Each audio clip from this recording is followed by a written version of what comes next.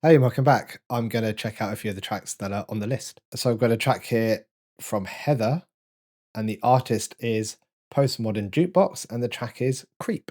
So this is looking at the YouTube link. It says Creep Vintage Postmodern Jukebox Radiohead cover featuring Haley Reinhart. So despite it appears that I have been living under a rock for the past 20 or so years, I have actually heard of Creep by Radiohead. I know the song, so that's probably helpful in listening to this cover. So please remember, this is Off the Record Therapy. This is where we connect over reactions and shared experiences. So if this track connects with you, if my reaction connects with you, then please let us know in the comments. When you were here before, you couldn't look you in the eye. You're just like an angel. Your skin makes me cry. You float like a feather in a beautiful world. I wish I was special. You're so very special, but I'm a creep. Woo! Oh, those trombones, are they? The brass?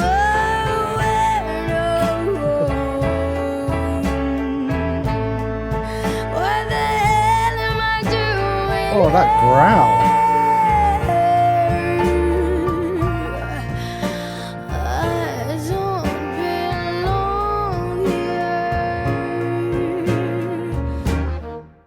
I don't care if it hurts. Oh, she's captivating, isn't she? Control. I want the perfect body. It's the piano coming in. I want a perfect soul. And I want you to know this. When I'm not around, you're so very special. Yeah, I wish I was special, but I'm a creep.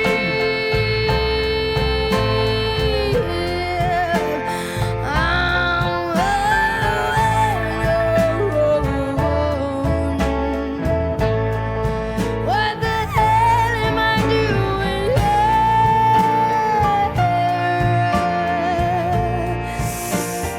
I don't belong here.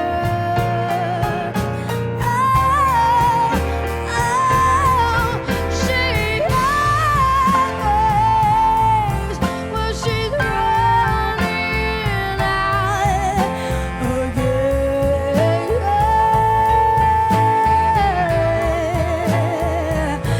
I said I'm gonna bring it up. she runs, Nice.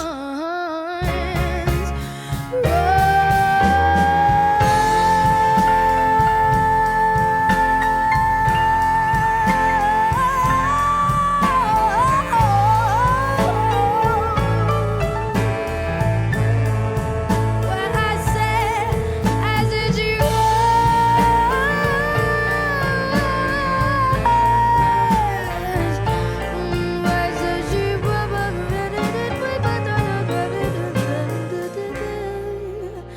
whatever makes you happy. I love the way the piano is on the right, and I can hear it on the right, and the brass on the left, and on the left. So very special. Yeah, I wish I was special, but I'm a creep. Ooh, I said it. I'm a weirdo. What the hell am I doing here? I don't belong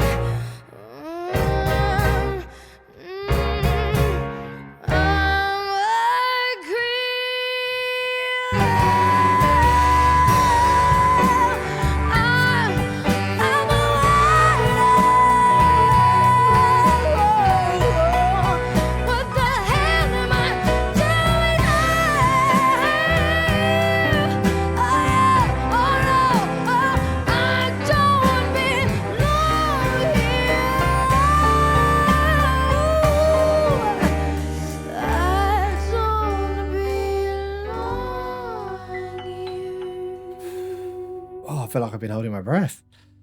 Oh, wow. Okay. So that was my first experience of what was it, postmodern jukebox. That was pretty cool. That was pretty cool. So I let that one play pretty much straight. I don't think I stopped it once, which is uncommon for me. It's interesting. Why would I do that? Well, I was so captivated by it. I think. I mean, that is. I don't even know what to say. That is.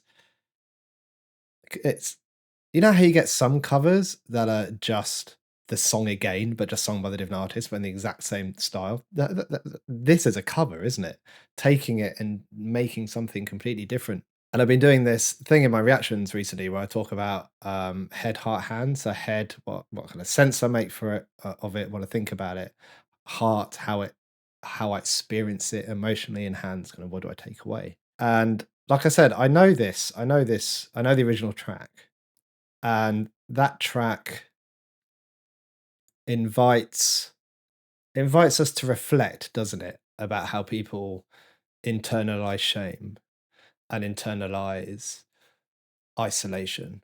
It makes us, as the listener, think about how self labels and self criticism shape our sense of worth. But there's something about this. There's something about how changing this up to be more jazzy. Would you call this jazz? Is that the nearest genre? It I was gonna say lightens. I don't know if it does lighten, but it doesn't seem to have that same sense of despair about it to me. So it's interesting, isn't it? So somehow the despite the lyrics being the same, the presentation changes the emotional meaning it has for me. It's almost like how I don't the despair is still there. I don't really know how to articulate this. It's like the despair is there, the sadness is there, the isolation is there, but it's hidden behind this veil of like jazz glamour almost. Almost like it's wearing a mask, I guess.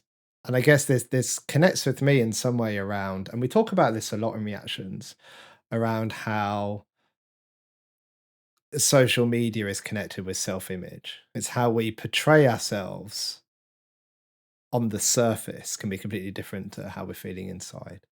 How this actual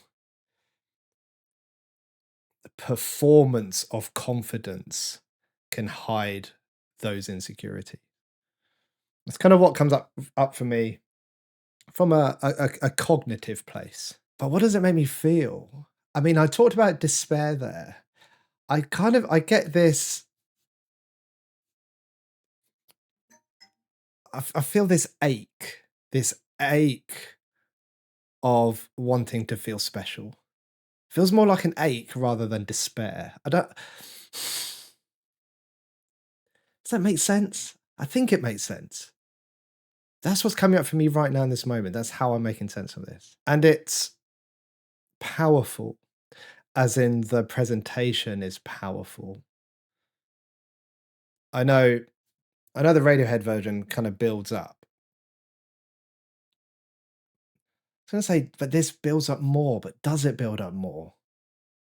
This feels like it's got a wider range, I think, dynamically, but it feels like there's more strength in this version.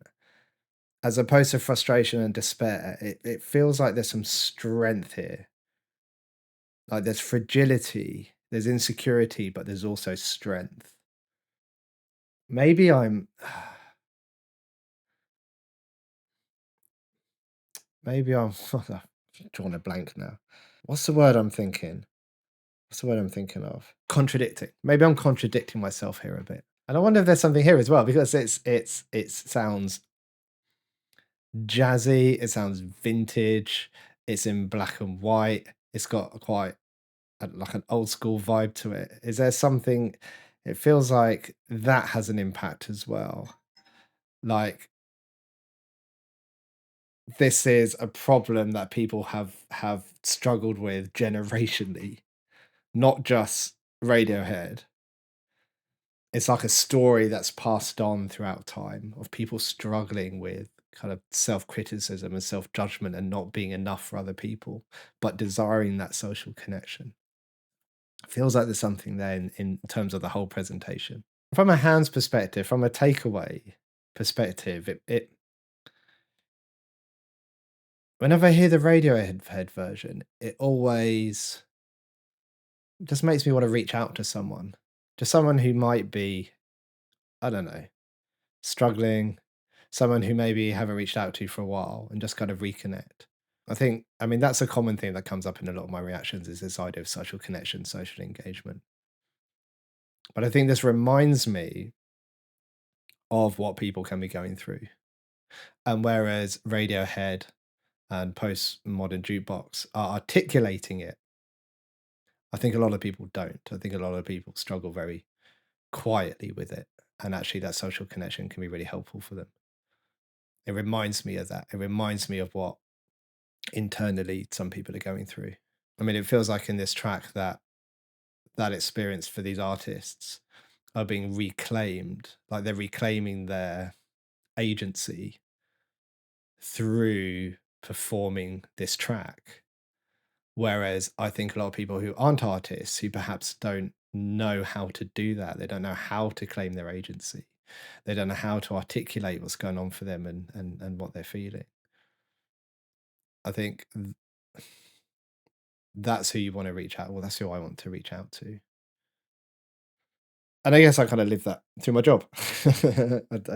Yeah, as a therapist, it kind of sits with my own value system. But anyway, I feel like I could go off on a bit of a tangent there. I mean, wow, what a track! So that's my first experience of Postmodern Jukebox. I mean, they've got nearly 6.5 million subscribers on YouTube. I'm hesitant to click on their channel because this feels like it could be a big wormhole for me. But let me know what you think. Let me know. Have you come across Postmodern Jukebox before? If you have, tell me what you like about them. Tell me about what tracks you specifically like. If it connects with you, let me know how it connects with you. If my reaction connected with you, let me know that as well. I don't think there's much more to say about this. So thank you for watching. What a great experience. Take care and goodbye.